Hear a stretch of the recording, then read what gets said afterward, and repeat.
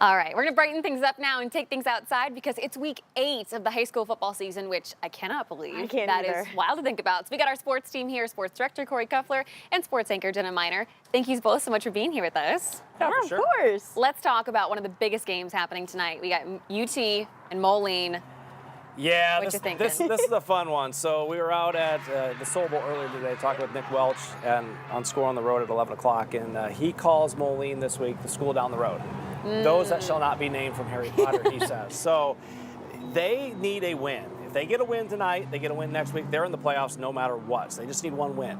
This game, though, has not gone their way recently. Moline's kind of owned this rivalry as of late. Moline is undefeated in conference. They have a good run game. UT has a good run game. I think this is going to be one of those smash-mouth football games. It's going to be a lot of fun, I think, at the Soul. A lot of people are going to be there. So if UT loses tonight, can they still make it to the playoffs? Absolutely. They Okay. still play Allman next week. They just got to get one win in the next 2 weeks, which they will get one more win, I believe. All right. Well, I know you've been following Rockridge closely. They're Yes. playing Monmouth Roosevelt tonight. What are you thinking? Yeah, I think it's going to be a really good game. I actually went out and talked to the Rockets this week about it. So Monmouth Roosevelt and Rockridge both won their sides of the track last week for back-to-back years. Both teams are undefeated coming into this matchup. So there's a lot of buzz surrounding it. But the thing with Monmouth Roosevelt is that they're just a very big team, a very physical team. And Rockridge, you know, since I talked to them this week, they know, like, to be able to get the win tonight, they have to shut down that run game. Because Monmouth Roosevelt, you know, they have Nick Houston, Landon Montroy, a lot of really strong rushers.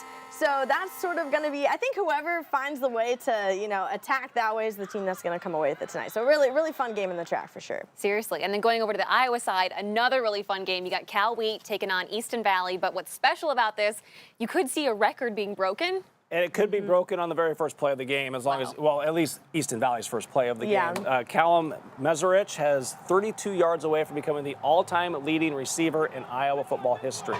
Now, it's 8-man football, so there's a lot more offense, a lot more yards gained. Still pretty impressive that this young man could set this record tonight. So Jenna will actually be up there. I'll be So- at the game, and I'm getting it mic'd up, so tune in to the Score tonight. You'll hear from head coach Derek Irwin as well. So a fun night for Easton Valley and Cal Wheat, for sure. Seriously. And then going to college really fast, you got Penn State coming to town with the Hawkeyes. I mean, that's going to be a good one. And earlier in the year, if you looked at this game like, oh, Iowa's playing a ranked team, they don't have a chance. Well, Penn State's gone the other way. They've lost 3 in a row. They fired their coach. Iowa's playing great.